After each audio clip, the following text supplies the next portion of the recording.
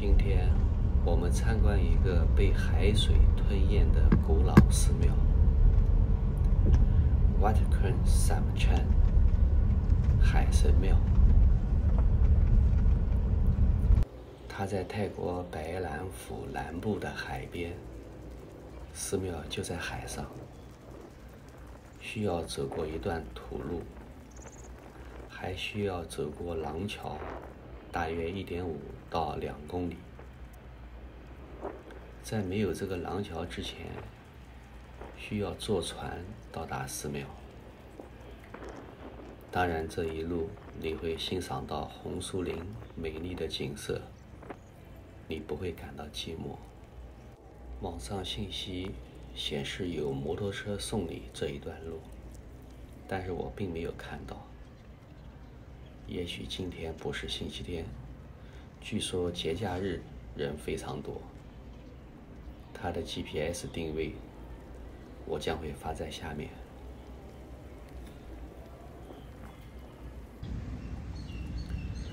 其中最著名的宫殿就是这个，因为它有300年的历史。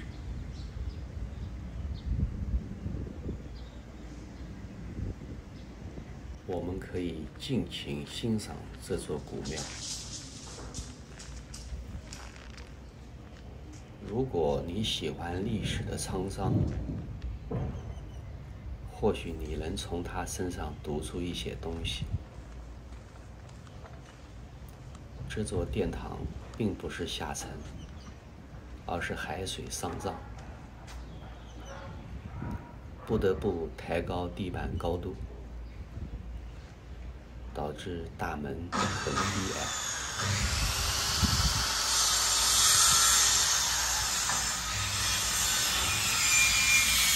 这座寺庙就是全球变暖的受害者。这么多年来，一直和海水上涨做斗争。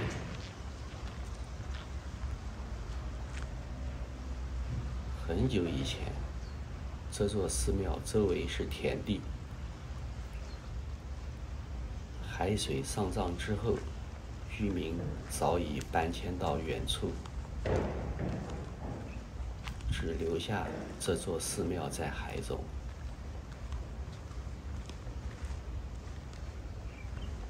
这座寺庙当时收到捐赠的土地为76来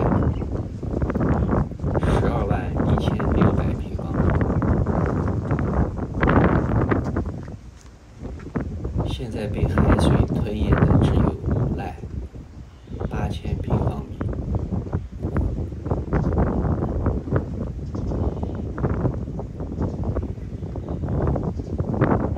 这座寺庙据说和华人有千丝万缕的联系，当地人应该称之为华人寺庙。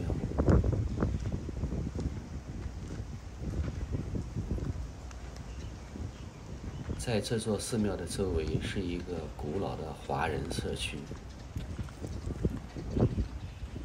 据说有200年的华人历史。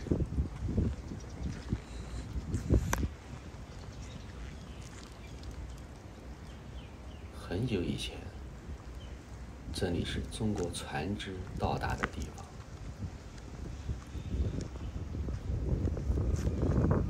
给当地商人带来了不菲的财富。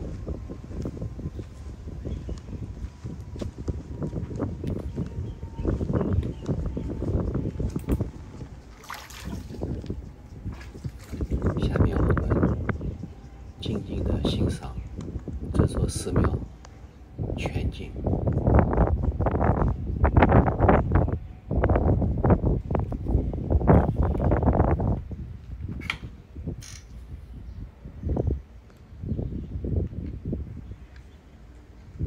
它的地板已经抬高了，人进去都要弓着腰。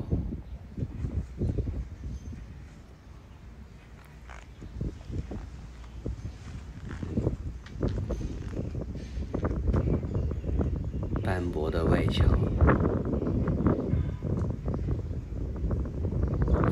诉说什么。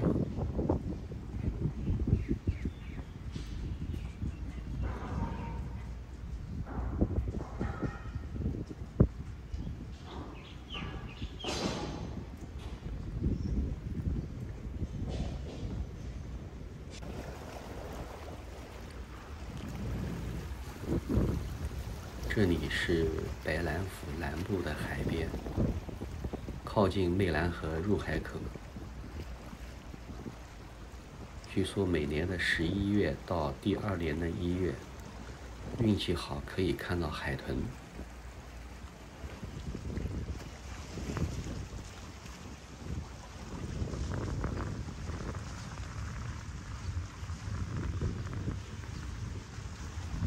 这应该是很久以前华人建的一些中国寺庙，千手千眼观音宫。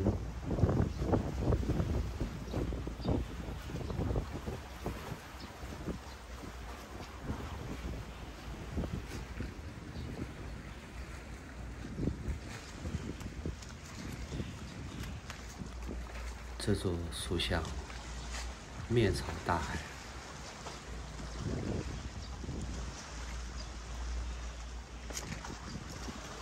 好像在阻止什么。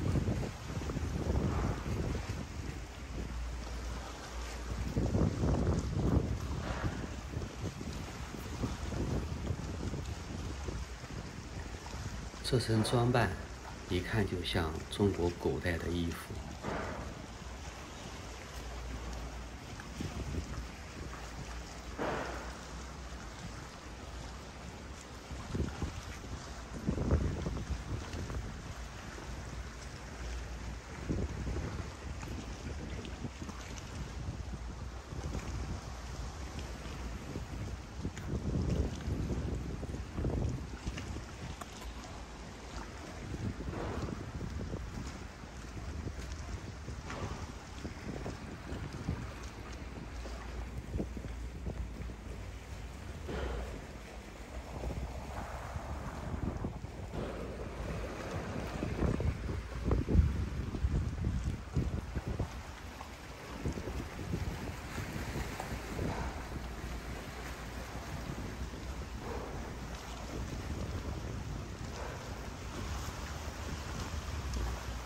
中泰混合天海宫，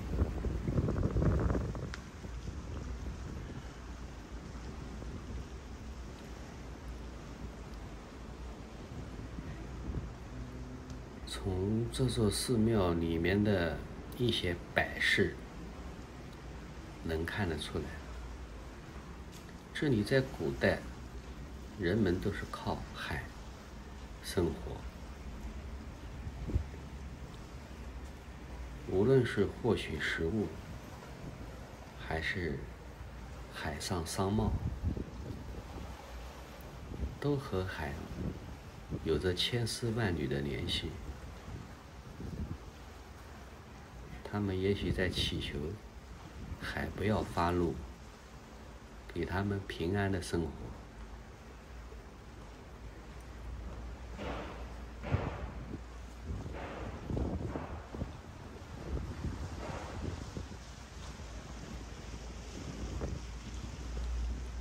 应该是祈求平安吧。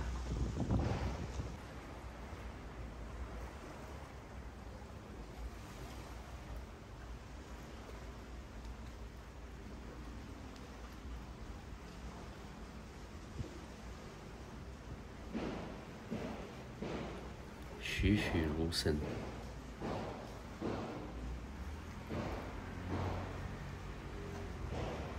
这里很凉快，因为它在海的里面。这座宫殿还没有建完，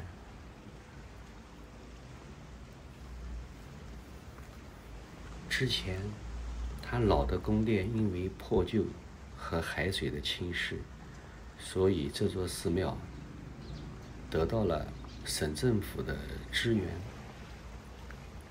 和当地民众的捐款，所以他们现在在这个寺庙里面重新建设新的大殿。可圈可点的是，它所有新的建筑全部为木质结构。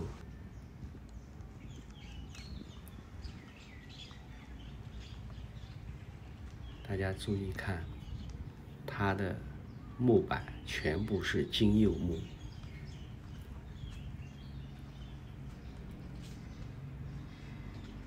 柚木由红色的柚木和金色的柚木区分。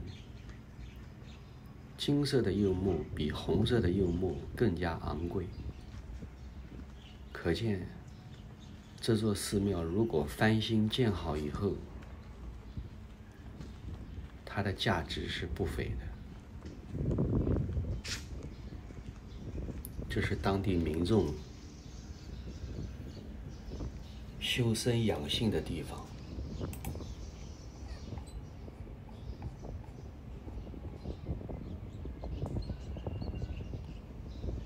工人们正在建设新的大殿。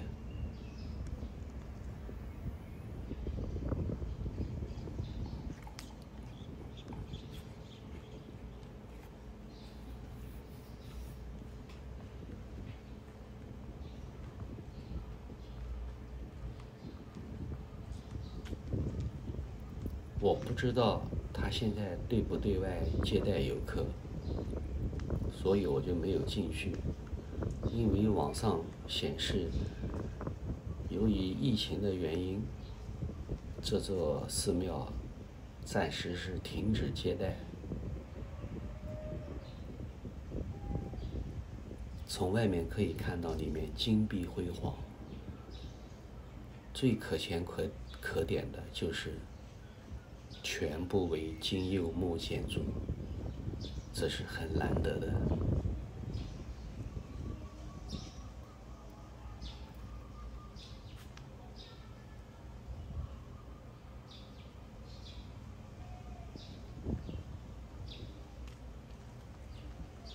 这个院子里古树参天，非常凉快，很阴凉。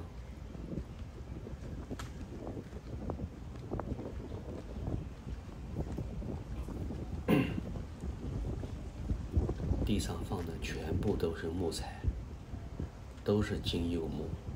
金柚木能够长这么宽，理论上来说不会低于20-30年以上。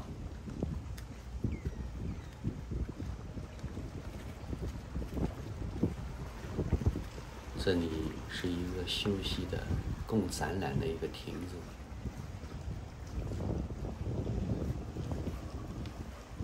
在海龟壳旁边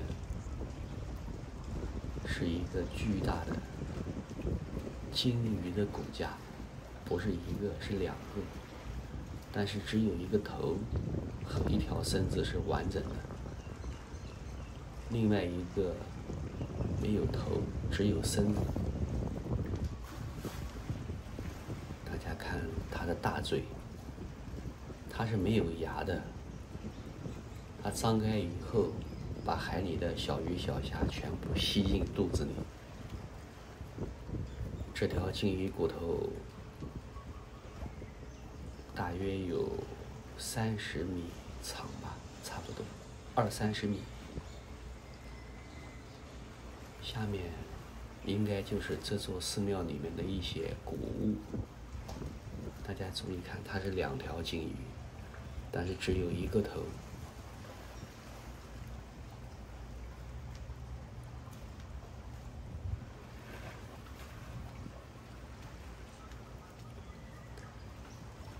海龟壳，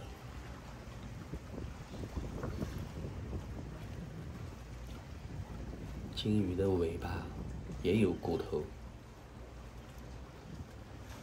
如果这是一条金鱼活着的话，它应该不会低于30到40米，因为活着它有很多的肉在外面，更长。这些应该都是庙里以前遗留下来、发掘出来的一些古陶瓷。但是如果要是新的寺庙盖好的话，它应该有一个博物馆去陈列这一类的东西。现在它都是放在外面。鲸鱼头骨。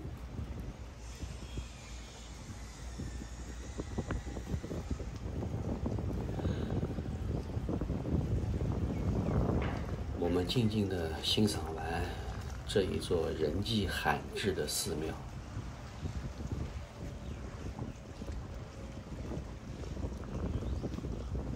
觉得历史的变迁和沧桑就在眼前发生。